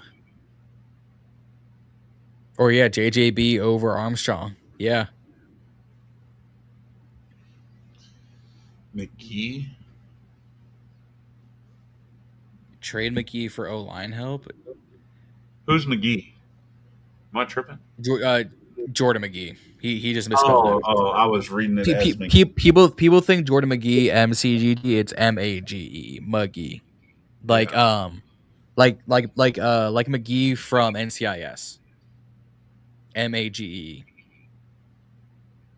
Oh wait, no, he is McGee. MCGE. No, it's MA. I was like, wait a minute. No, I know my NCIS. Scratch that. No, it is MA. I would have no idea. Yeah, MAGE for Jordan McGee. Yeah, Bruce, I'm kind of with you, man. I don't think Medrano makes it either. Looking at it this way, that's so many line, because you gotta think Sonny Styles is never coming off the field ever. But neither is Leo. They're going to keep them on the field as much as possible. Right, and that's what I mean. So where does Kane go? I mean, Kane could be your gunner on special teams. He's fast, good size, tackle. Okay, so, and this is me just saying exactly what I just said 2 minutes ago. Medrano's not better than Percy Butler on special teams. I mean, we haven't seen much of Medrano either. Joe Wick couldn't get him on the field to save his life. Oh, well, I mean, Joe Wick couldn't get himself on the field to save his life. So no, not at all. I think the way we have it is probably going to. I think the way we have it is going to be the best variation until we start signing guys again. Like I like Kane Medrano, I really do. Yeah. But if we're keeping Kane Medrano as a strict linebacker, like, he's not better than KO. But then, well, I mean, here's the thing: is like that's so many linebackers. That's so many linebackers. But I mean, if we're thinking they might use, Luvu's trade bait, Justin's thinking they're going to use Deron Payne as trade bait. Some, people are thinking, Luke or Diami or those going to be trade bait items. Like that'll open up a spot. But I mean, I think if we're going to talk about middle linebacker, special rotation, rover, edge, DN, tackle. I think there's only so much you can do. I mean, Kane Madrano was practice squad last year. He cleared waivers. There's no. I mean, he hasn't done anything to make people want it. No, Kane made the roster. Well, I guess Cahill was different because he was actually physically unable. No, I think Madrano made the whole roster last year. Did he? Because he was a rookie. There's no way he wouldn't have. Okay, so this is from August 26, 2025. So a year to the date that they announced the 53-man roster. So they kept three quarterbacks, 4 running backs, 4 tight ends, 5 wide receivers. That's why last year they made 5. They only did 5 wide receivers. So that's why we didn't. Tackles and linemen. Yeah, your linebackers were Von Miller, Bobby Wagner, Jordan McGee, Kane Madrano, Frankie Luvu, Nick Ballor, Ale Cahill. Well, Von's not here. Bobby's not here. Nick ain't here. That was only 7 linebackers. Yeah, so again, we were running a 4-3. So we had Dietrich, we had Wise, Payne, Kinlaw, Martin, Newton, Armstrong, Javante, and Goldman. That was 8 D linemen. So we have 7. That moves 7 to 8 for linebackers. But you swapped out Von, Bobby, and Nick for Sonny, Leo, Joshua. Yeah. And then you swapped out Goldman, Wise, and Martin for Odafe and Chason and Minahu. And Ricky Barber, if you want to throw him in there too. Because then we only had 5. We had 5 corners and 5 safeties. Will Harris, Quan Martin, Percy Butler, Jeremy Reeves, Tyler Owens. We have 4 of those 5. You just swapped out Nick Cross for Will Harris. And then corners was Marshawn, Trey, Mike, Jonathan, and Noah. Trey, Mike, Rasul, Amig, Antonio. We kept 4 backs last year, you said, right? 4 running. We kept 4 running backs. Eckler, 4 Bill, McNichols, and who was the 4th?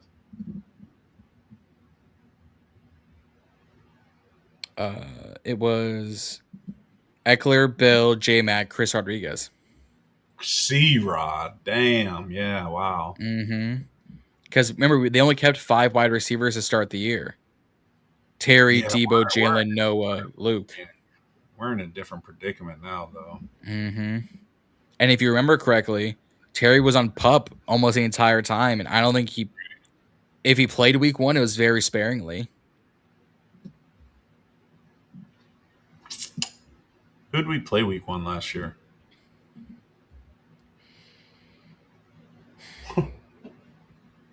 So long ago. Chat, who did we play week 1 last year? Let us know. Yeah. I think it was it Arizona? Oh, no, it was the Giants. Good call. Thank you, Michael. Yeah, thank you, buddy. Okay, Terry. Yeah, Terry played week 1. There we go. Yeah, I do remember that. Because so did yeah. Okay. Yeah, that's what it was. So I mean, I think the way we have it is the best case scenario. And I'm just gonna move Malik back to practice squad. I think once he clears injury waivers, he'll come back.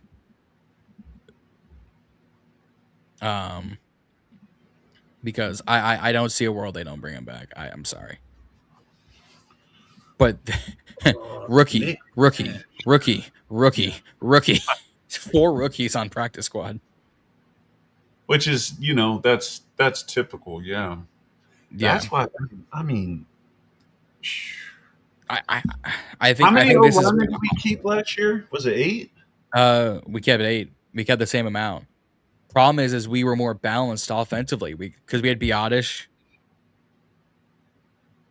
So he was your guaranteed center.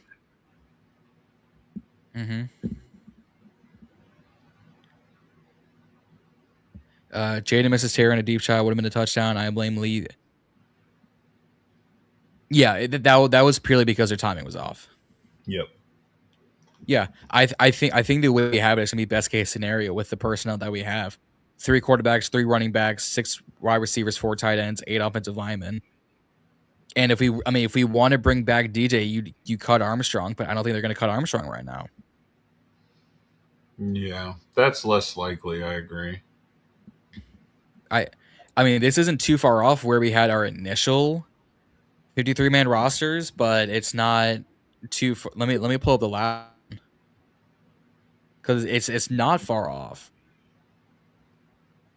and I'll show you guys what the first one looked like, and you can go back to watch the 50-man roster predictions from last time.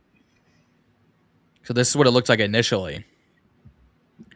Jaden, Marcus, Athan, Bill. So we kept 4, we kept 6, we kept 3 tight ends, we kept non-offensive linemen because we had Laramie, Josh, Wiley, Trent, because we kept Trent Scott. That's why we kept Trent Scott. Jerron, Newton, Kinlaw, Settle, Barber, Armstrong, and Winhu. So we didn't have Wise. We still kept 8 linebackers: Sonny, Leo, Frankie, Jordan, Caleb, ODFA, Joshua, and Javante. So you swapped out Kane for Jordan. Trey, Mikey, Amik, Hamilton. This was Rasul, Nick, Quan, Will, Jeremy, Tyler, Tress, Tyler, Drew. So we're almost not far off from where we made our predictions back in April or back in May. Yeah, I think the numbers are right. Obviously the numbers are right, but I would too, but I don't think Armstrong has a market.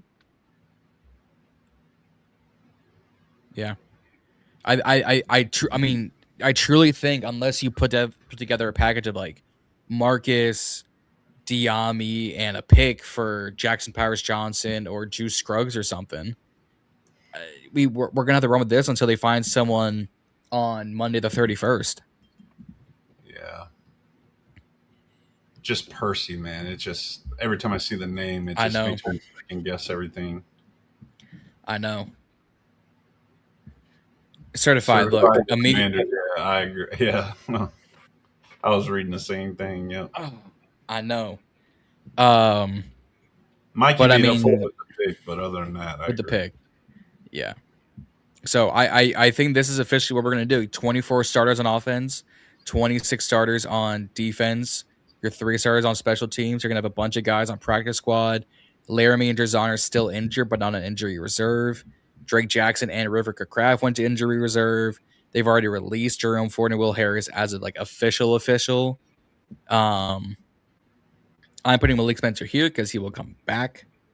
But I mean, we've been out this thing for 2 hours. Yeah, and your boy's been up since 4:30, so say you're not too far from hitting the hay. Yeah, so y'all talk to us in the comments on the replay. Talk to us while we're closing out. What do you think of this final 53-man roster prediction? 3 quarterbacks, 3 running backs, 6 receivers, 4 tight ends, 8 offensive linemen, 7 defensive linemen, 8 linebackers, 5 corners, 5 safeties, and your 3 specialists. Tell me what y'all think. Look, no Percy, no Madrano, no Bradley. You're probably not far off with the Percy thing. Bradley didn't make it. We took him back off the list. Bruce, we took him off. We got Dorrance back up in here. So, yeah, Jackson Powers Johnson to help a lot. And frankly, you package Armstrong and you package a 5th-round pick and maybe package Diami for Jackson Powers Johnson over here, right here. But yeah, and for all these Percy lovers out there, package his ass up and go get him. I mean, everyone seems to love Percy. Get rid of him. Make his one contribution to this team could be getting traded away and bringing in someone who's actually decent. So yeah, the Seahawks need a safety right now. They just lost Bud Clark. Yeah, they got to have somebody laying around there. Best rushing offense. Mm-hmm. I mean, something. Michael's saying I think they'll definitely make moves on Sunday the 31st because they have to make cuts by 4 p.m. Eastern Standard Time by league office because the league office is based out of New York City. So Eastern Standard Time, where me, Nick, and Justin are. Andrew, it'll be 1 o'clock Pacific Time. But yeah, I would expect, especially with any moves that they make Sunday or Monday, you'll hear about it first on the Burgundy Breakdown and on the BIB Twitter accounts. You'll hear about that first, and on Nick's Instagram, Commanders Field Pass. But I would expect them to make a move. It's probably going to be a signing more than a trade, I would say. But Luvu is another trade piece you could get a little package for. Maybe Luvu and Diami for JPJ, give them some firepower. Maybe them. Commanders, I think you're right. Like, do we need Luvu? I don't think so, because I was saying earlier, if you've been in here the whole time, I'm not sure. But I think Luvu, like, we don't even know what his position is for real. But to answer your question, I think Payne is our biggest trade bait. So coming into the contract year, and it's not unlike AP to trade an asset. I mean, the last 2 seasons, 2 years ago it was Jahan, and then last year it was B-Rob. So you can't put anything past them. Both of those guys were technically starters on the team. So with Payne being a starter going into a contract year, and he's probably the best player on the defense we got right now on paper. That, like, has played for us. Obviously, like, you can argue Owe and things like that and Sonny, but he's definitely the biggest trade piece. So, but you're not giving up Payne for just a random guard that someone doesn't want anymore. You know what I mean? You're giving up Payne for picks or someone who's like on the same boat, like a guard who's on his way out in the contract year while another team. So or the guard and like a fourth, like a package deal. Yeah, exactly. So like you said, or swapping picks, you know what I'm saying? Paying in a fourth for a third or something crazy like that. So so this is the final 53 that we think it is until they make some moves, but you can't predict what moves are going to be made until they're made. So based on the personnel that we have, the 80-something people that are in the building, to practice squad guys, so I think are guarantees, your Fred Davises, your Malik Spencers, Rush, Mba, Rob, Cager. Yeah, I was going to make a comment, without trying to go another hour on this thing. But, practice squad, I think everything's spot on except for Nick Nash. I don't see it. I could see, like, if we get it wrong with, like, the Matt Golbins or, something like that, or the Ricky Barbers, that'll be his spot. You know what I mean? So that's fair. Even if we're right on the 53, I still think someone besides Nick Nash, like Cahill, like I'm definitely taking. I like Cahill. How could I forget? So, Jeffrey Mba. I mean, that's like I literally think if you look up practice player in the dictionary, like it's his picture next to it. So, like it has all like what McGee and Tyler Owens have been pretty much. Like freaking nature, size, athlete, speed wise. Just let's get a year or two, get it together. But he could be something special. So. But yeah, that's where I'll leave it, and y'all killed it in the chat today. Bruce is an MVP, certified Commanders. You getting here later, Michael? You popping in? Appreciate y'all for stopping on by. Yeah, DQ does love him. Some Frankie Luke. He lives in some ooze. He lives in some foe. But now we're going to wrap things up. I didn't think we'd be here for 2 hours. I figured it was going to be an hour, but we spent 45 minutes.